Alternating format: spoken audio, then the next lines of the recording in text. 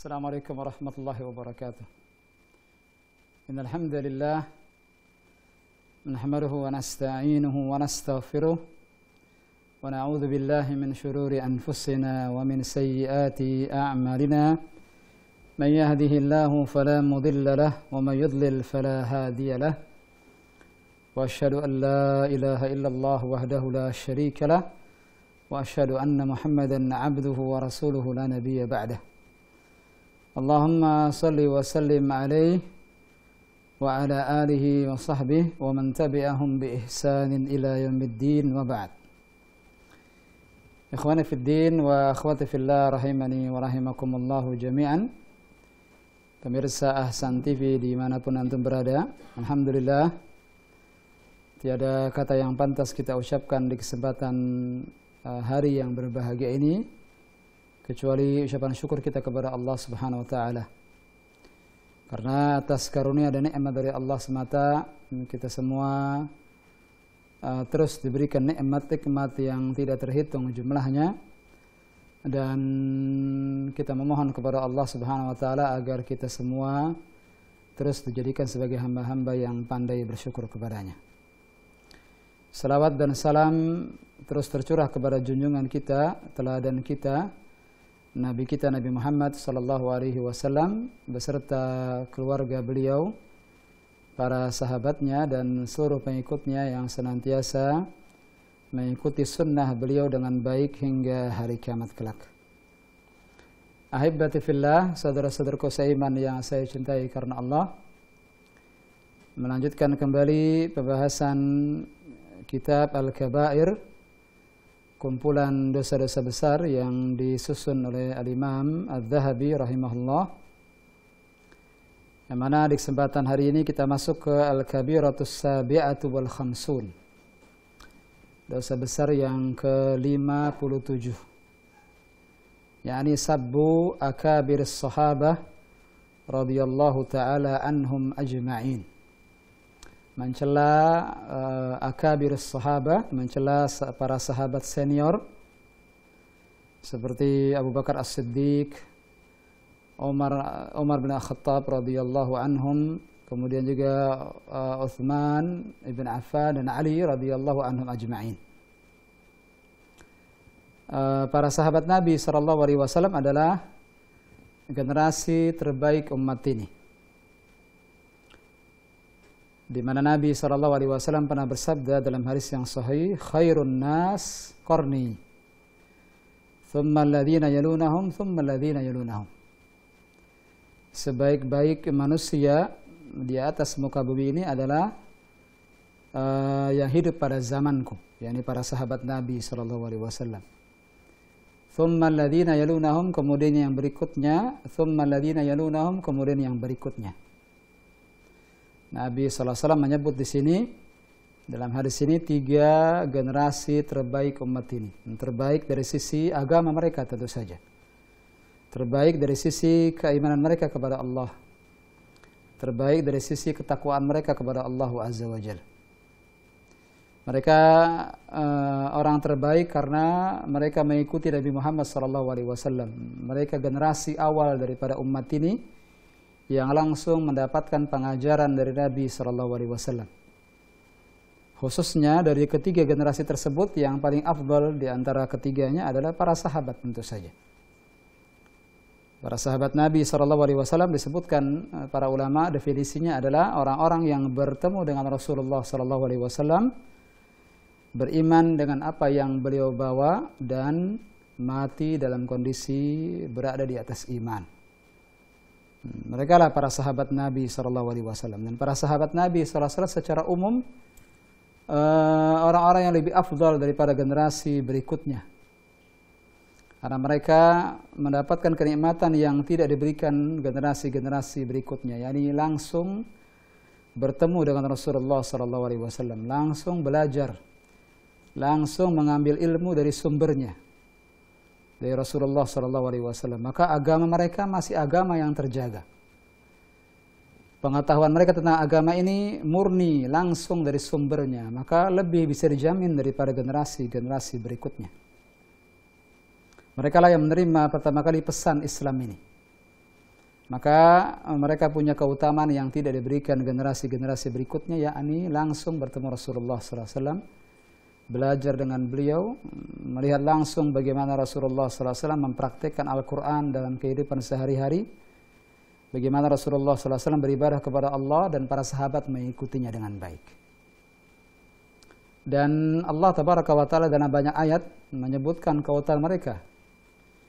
Di antaranya firman Allah Subhanahu wa Ta'ala, "Was-sabiqunal awwalun minal muhajirin wal ansar walladzina ittaba'uuhum bi ihsan radhiyallahu anhum wa radu an." Ila akhiri al-ayah. Was-sabiqunal awwalun, dan orang-orang yang pertama kali masuk Islam, yang terlebih dahulu masuk Islam sebelum generasi yang lainnya, minal muhajirin wal ansar, baik dari kalangan al-muhajirin dan juga al-ansar. Al-muhajirin yakni para sahabat Nabi SAW yang hijrah bersama Nabi dari Mekah menuju ke Madinah. Mereka meninggalkan kampung halamannya dalam rangka untuk menjaga agamanya, menyelamatkan agama mereka dari ancaman.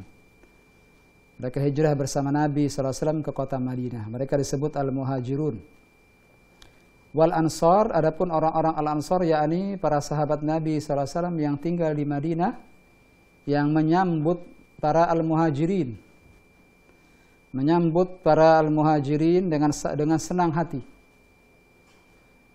menerima mereka seperti keluarga mereka sendiri. Allah Tabaraka wa Ta'ala mengatakan, radhiyallahu anhum wa radu an. Allah ridha kepada mereka dan mereka beridha kepada Allah. Walladzina taba'uuhum bi ihsan, dan orang-orang yang mengikuti mereka. Dalam surat At-Taubah 100 ini seakan-akan ada isyarat bahwa orang-orang yang mengikuti para sahabat Nabi SAW adalah orang yang juga Allah ridhai. Walladzina taba'uuhum bi ihsan, setelah menyebut al-muhajirin kemudian menyebut al-ansar, Allah menyebut generasi yang ketiga, yakni yang mengikuti mereka. Walladzina taba'uuhum bi ihsan, dan yang mengikuti para sahabat, mengikuti al-muhajirin, al-ansar bi ihsan, dengan baik. Radhiyallahu anhum wa radu an, Allah ridha kepada mereka dan mereka beridha kepada Allah. Wa a'adda lahum jannat, dan Allah telah mempersiapkan bagi mereka surga. Di dunia Allah ridhai mereka, dan di akhirat kelak mereka mendapatkan surga. Maka barang siapa yang ingin mendapatkan ridho dari Allah, dan barang siapa yang ingin mendapatkan surga, jalan menuju surga adalah dengan mengikuti para sahabat Nabi SAW.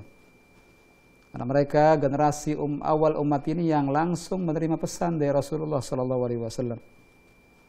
Mereka lebih terjamin dari sisi agama mereka, lebih terjamin dari sisi ketakwaan mereka. Maka mengikuti mereka yang telah dijamin oleh Allah ini lebih utama daripada mengikuti yang lainnya.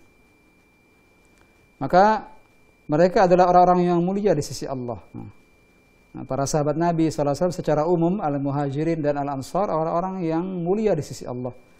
Maka tidak pantas jika kita mencela mereka, wa'iyadzubillah, menghina mereka, mencaci mereka, sebagaimana yang dilakukan orang-orang Syiah.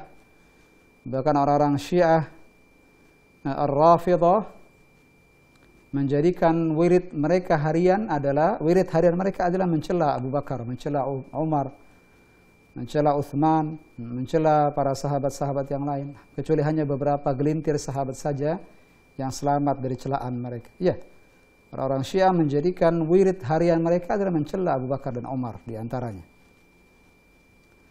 Para sahabat Nabi SAW secara umum mereka adalah orang-orang yang mulia di sisi Allah. Dari sekian banyak para sahabat, ada sahabat-sahabat senior. Di antaranya Al-Khulafa'ur Rasyidin. Dan yang paling utama dari para sahabat yang lainnya, orang yang tertinggi dari kalangan para sahabat adalah Abu Bakar As-Siddiq radhiyallahu an. Kemudian setelahnya Umar bin Al-Khattab. Kemudian setelahnya Uthman ibn Affan, kemudian setelahnya Ali bin Abi Thalib radhiyallahu anhum ajma'in. Para ulama Ahlus Sunnah wal Jamaah bersepakat al-Khulafa ar-Rasyidin, urutan al-Khulafa ar-Rasyidin ada urutan keutamaan. Nanti akan kita lihat bagaimana perkataan para sahabat yang lain tentang Abu Bakar, tentang Umar, tentang sahabat-sahabat senior. Namun sekali lagi, judulnya memang khusus terkait dengan sahabat-sahabat senior, tapi secara umum tidak diperbolehkan seorang muslim pun untuk mencela para sahabat. Secara umum. Bahkan masuk dalam kategori dosa besar. Jangankan secara umum kepada para sahabat. Mencela, mencaci maki kaum muslimin secara umum saja masuk dalam kategori dosa besar sebagaimana telah kita bahas sebelumnya.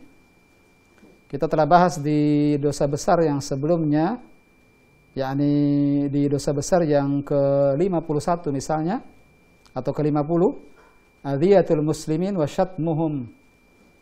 Kita telah belajar di dosa besar yang ke-50 bahwa mencela, mencaci, mengganggu kaum muslimin secara umum adalah dosa besar. Lihat, secara umum mencela, mencaci, mengganggu, mendolimi kaum muslimin secara umum termasuk dosa besar, sebagaimana yang disebutkan oleh Al-Imam Adz-Dzahabi di dosa besar yang ke-50. Setelah itu di dosa besar yang ke-51 secara khusus menyebutkan dosa besar mencela wali-wali Allah. Wali-wali Allah sudah kita jelaskan, alladzina amanu wa kanu yattaqun. Wali-wali Allah adalah orang-orang yang beriman lagi bertakwa. Dan dari semua manusia, para sahabat Nabi SAW adalah orang yang paling mulia dari sisi iman dan takwa mereka kepada Allah. Wajar jika mereka disebut wali-wali Allah, para sahabat Nabi SAW. Nah, mencela para sahabat secara umum saja masuk dalam kategori dosa besar. Bahkan mencela kaum muslimin secara umum masuk dosa besar. Lalu bagaimana dengan mencela para sahabat? Lalu bagaimana dengan mencela para sahabat yang senior? Nah, karena itulah Allah Tabaraka wa Ta'ala menyuruh kita untuk beristighfar kepada Allah untuk para sahabat Nabi SAW. Allah SWT berfirman, lil fuqara'il muhajirin alladhina ukhriju min diyarihim wa amwalihim yabtaghuna fadlan minallahi wa ridwana wa yansuruna Allah wa rasulahu ulaika humus siddiqun. Orang-orang yang fakir dari kalangan al-muhajirin, yang dikeluarkan, yang diusir dari rumah mereka dan diusir dari harta mereka. Mereka berhijrah ke Madinah dalam kondisi meninggalkan harta mereka di Mekah, dirampas orang-orang kafir Quraisy. Mereka lakukan ini semua yabtaguna fadlan minallahi wa ridwana. Mereka melakukan ini semua dalam rangka mengharapkan karunia dan ridho Allah Tabaraka wa Ta'ala. Dan mereka bermaksud untuk wa yansurunallaha wa rasulahu, menolong Allah dan Rasulnya, menolong agama Islam. Maka Allah sebut mereka ulaika humus siddiqun. Mereka adalah orang-orang yang benar iman mereka. Lihat, Allah Tabaraka wa Ta'ala telah menyaksikan bahwa iman mereka benar. Iman mereka benar. Para al-muhajirin. Lalu setelah itu Allah menyebut kemudian orang-orang al-ansar yang menerima al-muhajirin. Menerima al-muhajirin di kota Madinah dengan lapang dada. Mereka tidak sedikit pun punya kedengkian kepada al-muhajirin. Bahkan al-ansar ketika menerima mereka di kota Madinah, menerima al-muhajirin di kota Madinah, mereka bahkan terkadang lebih mendahulukan para al-muhajirin daripada mereka sendiri walaupun mereka dalam kondisi butuh. Nah, setelah menyebut al-muhajirin, setelah itu menyebut al-ansar, setelah itu Allah menyebut orang ketiga, walladzina ja'u min ba'dihim yaquluna rabbana ighfir lana wa li ikhwanina alladzina sabaquna bil iman wa la taj'al fi qulubina ghillan lil ladzina amanu rabbana innaka ra'ufur rahim.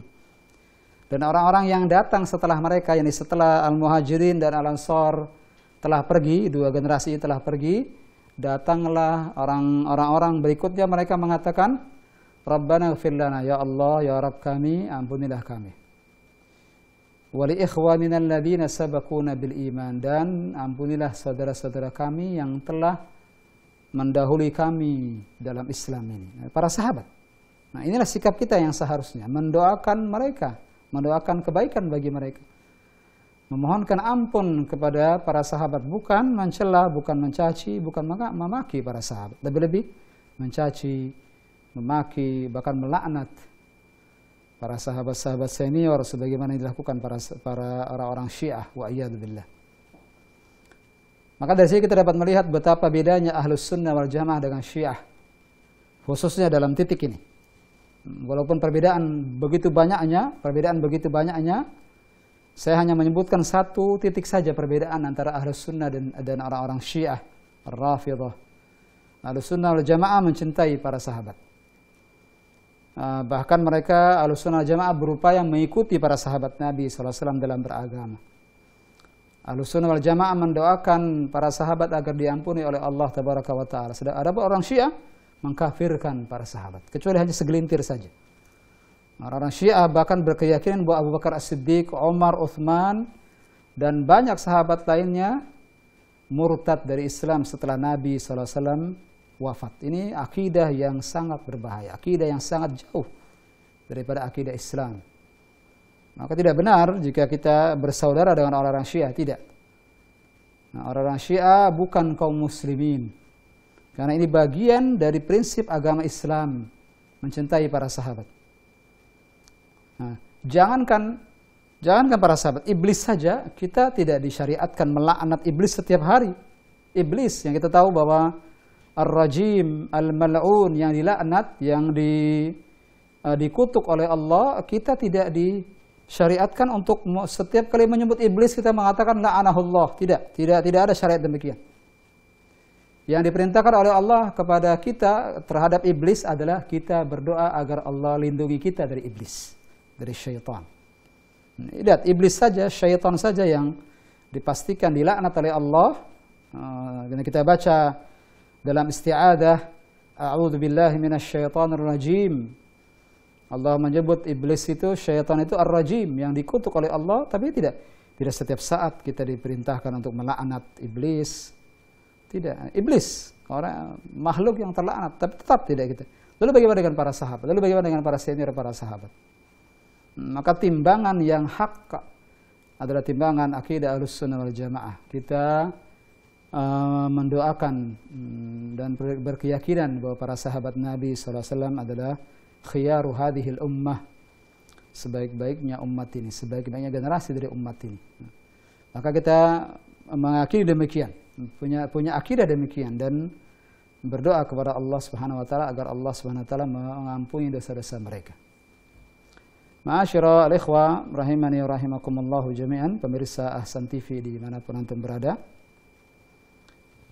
Di sini penulis menyebutkan banyak nas, banyak hadis dan banyak riwayat dari para sahabat radhiyallahu anhum ajma'in.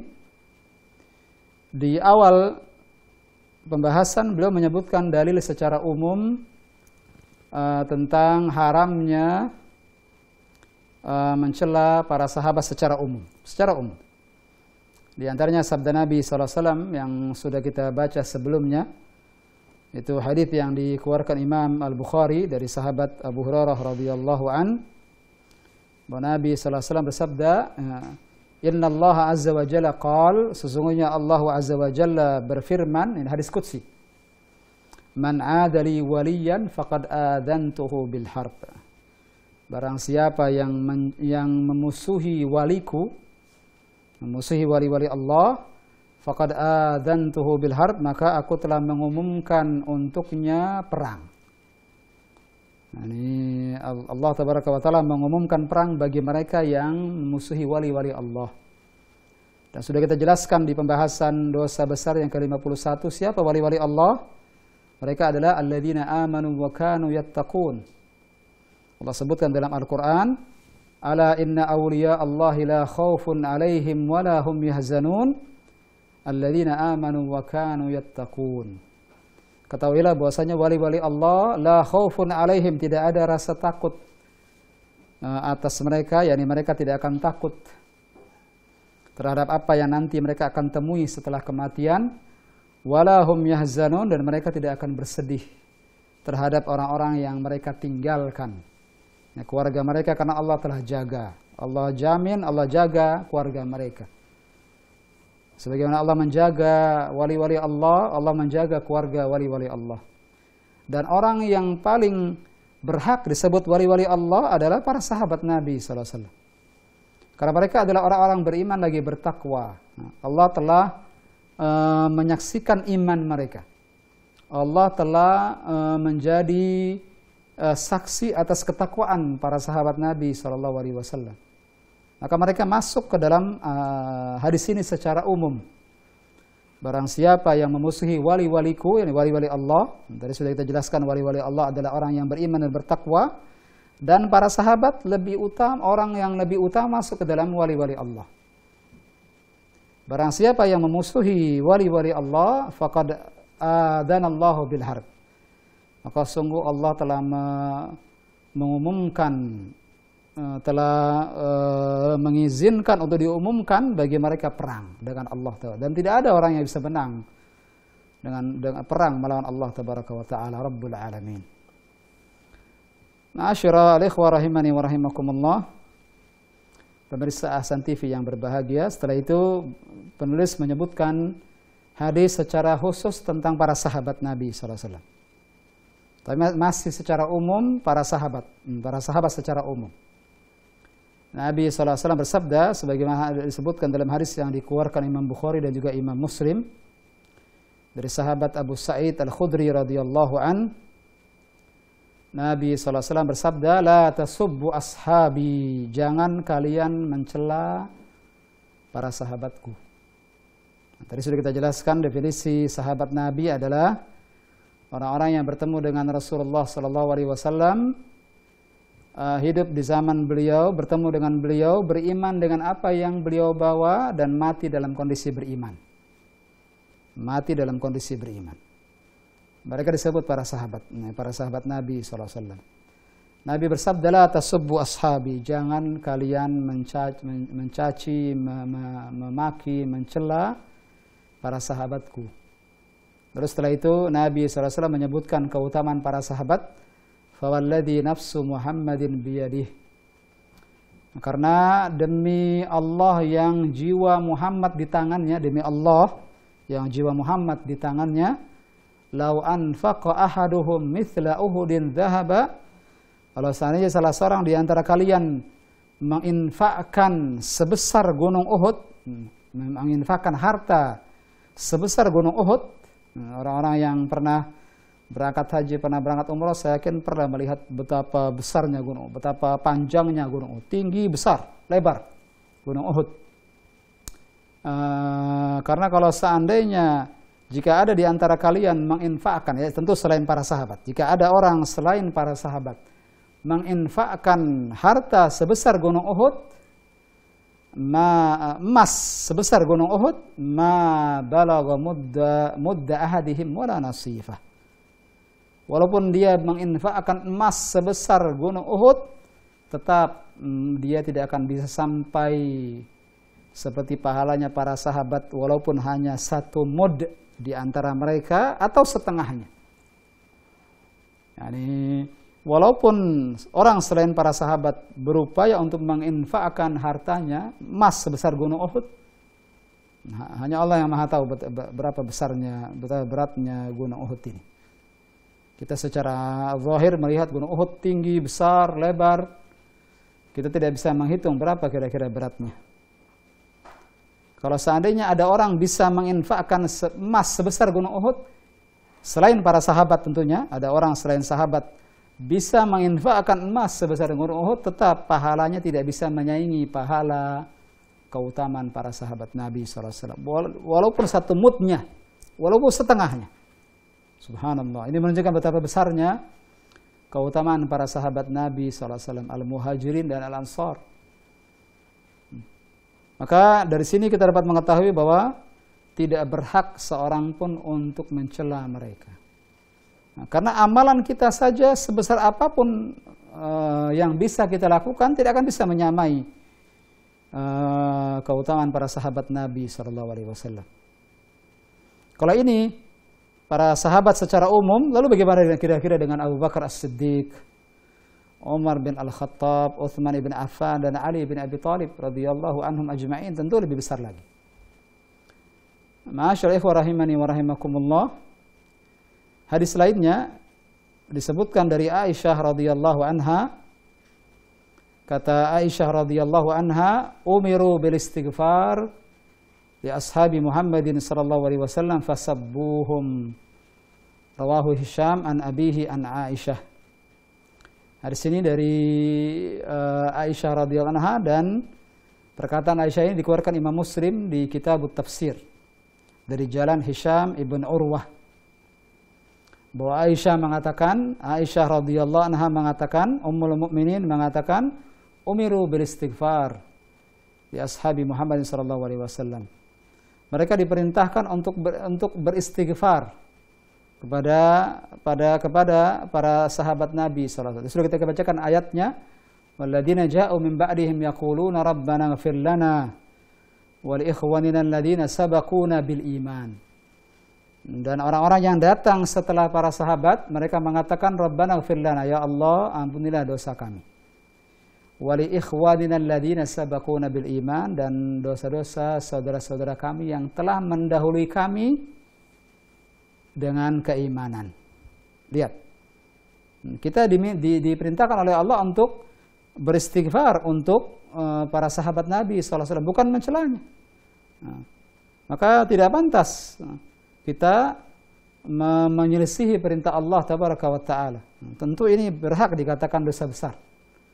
Orang yang menyelisihi perintah Allah Azza wa Jal, melakukan kebalikan daripada apa yang diperintahkan oleh Allah Azza wa Jal, tentu ini sebuah tindakan kurang ajar kepada Allah, tindakan zalim yang besar, dan wajar saja jika masuk dalam kategori dosa besar. Ma'asyiral ikhwah rahimani wa rahimakumullah. Setelah itu penulis menyebutkan beberapa hadis, hanya saja beberapa hadis sanadnya lemah. Hanya saja dia memiliki syawahid dari hadis-hadis lainnya dari jalan yang berbeda-beda dengan lafaz yang berdekatan. Di antaranya ada sebuah hadis,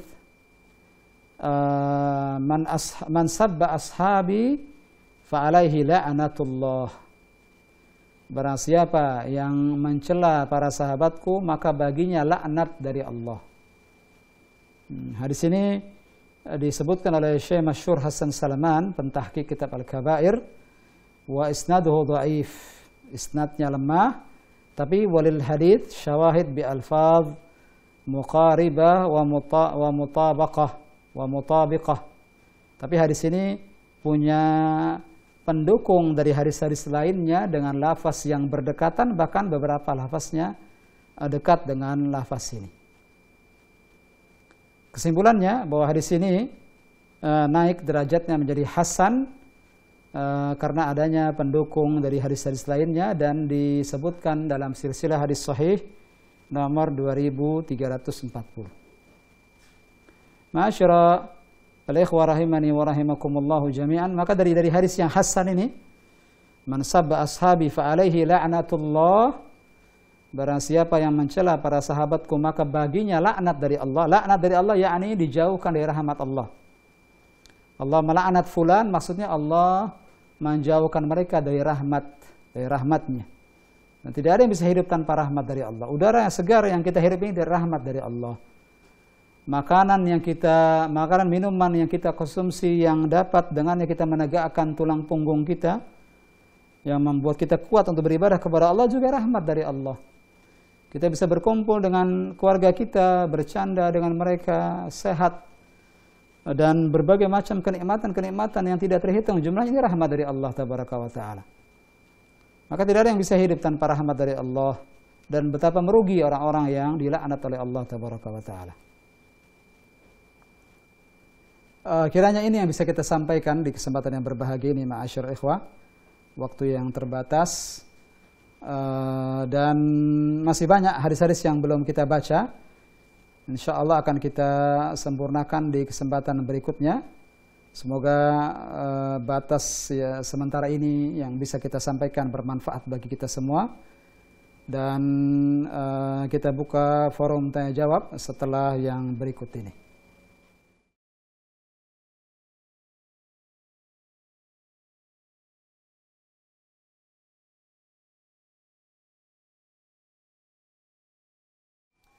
Bismillah, wassalatu wassalamu ala rasulillah wa ala alihi wa sahbihi wa mawalah wa ba'd. Ada dua pertanyaan yang telah sampai kepada kami dan hampir sama soalnya.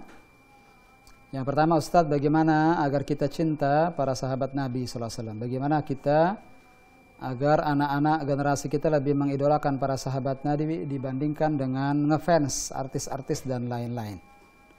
Pertanyaan kedua hampir sama. Bagaimana cara kita mengenalkan para sahabat Nabi kepada anak-anak agar mereka mencintai para sahabat Nabi melebihi tokoh-tokoh kartun atau idola-idola yang tidak sesuai dengan syariat? Yang pertama, dengan mengenalkan sejarah mereka. Ini penting. Namun tentu sebelum mengenalkan sejarah para sahabat, kita kenalkan dulu sejarah Nabi Muhammad SAW. As-sirah an-nabawiyah, menumbuhkan cinta kepada Nabi SAW terlebih dahulu dengan membacakan kepada mereka kisah-kisah sejarah hidup Nabi SAW dari lahir sampai beliau wafat. Bagaimana beliau berdakwah, bagaimana beliau menerima wahyu pertama kali, bagaimana akhlak beliau sebelum diangkat sebagai Nabi, lalu bagaimana beliau ketika berdakwah, betapa sabarnya beliau menghadapi gangguan-gangguan baik lisan maupun gangguan-gangguan secara fisik, sampai ke tingkat di mana beliau hampir dibunuh. Dan bagaimana beliau SAW bersikap para sahabatnya, bersikap kepada kaum muslimin dengan lemah lembut. Bagaimana Nabi SAW berdakwah kepada non-muslim. Bagaimana Rasulullah SAW begitu inginnya Nabi SAW memberikan hidayah kepada kaum muslimin. Setelah kita mengenalkan Nabi SAW dan cinta kepada Nabi SAW, maka setelah itu baru mengenalkan sejarah para sahabat Nabi SAW. Kenalkan kepada anak-anak kita sejarah Abu Bakar As-Siddiq, sejarah Umar bin Al-Khattab, Uthman bin Affan, Ali bin Abi Thalib. Alhamdulillah referensinya cukup banyak. Baik yang sudah diterjemahkan maupun yang masih dalam bahasa Arab aslinya. Beli buku-buku seperti ini, kenalkan kepada anak-anak kita sejarah Abu Bakar As-Siddiq, bagaimana beliau beriman, menjadi orang yang pertama kali mengimani Nabi SAW saat orang-orang tidak mengimani beliau. Bagaimana Abu Bakar As-Siddiq begitu dermawannya beliau menginfakkan bahkan seluruh hartanya untuk Islam. Bagaimana Abu Bakar As-Siddiq menjadi khalifah dan bagaimana beliau berjuang di awal-awal beliau menjadi khalifah. Kemudian bagaimana Umar bin Al-Khattab masuk Islam, bagaimana pembelaan Umar bin Al-Khattab kepada Islam, bagaimana jasa Umar bin Al-Khattab, Uthman bin Affan, Ali bin Abi Thalib. Kenalkan mereka. Baca untuk anak-anak kita sirah para sahabat Nabi SAW. Dan jauhi anak-anak kita dari tontonan-tontonan yang tidak sehat. Kitalah yang membawa tontonan-tontonan ini ke rumah kita, maka kitalah yang bertanggung jawab. Nanti jangan salahkan orang lain. Kita yang membawa tontonan itu ke rumah. Kita yang membawa televisi itu ke rumah. Kita yang mengizinkan mereka menontonnya. Wajar saja mereka lebih ngefans kepada apa yang mereka tonton. Lalu kita lupa untuk memperkenalkan kepada anak-anak kita para sahabat Nabi SAW. Maka mari sama-sama kita mulai perbaiki diri kita dan keluarga kita, dan semoga Allah SWT memberikan hidayah kepada kita semua. Demikian yang bisa kita bahas. Semoga apa yang kita bahas bermanfaat, menjadi al-ilmun nafi' yang melahirkan amalan saleh yang kelak menjadi pemberat timbangan amal kebaikan kita di hari kiamat nanti. Wa sallallahu nabiyana Muhammadin wa ala alihi wa sahbihi wa sallam. Wa akhiru da'wana alhamdulillahi rabbil alamin. Subhanaka wa bihamdik asyhadu an la ilaha illa anta astaghfiruka wa atubu ilaik. Assalamualaikum warahmatullahi wabarakatuh.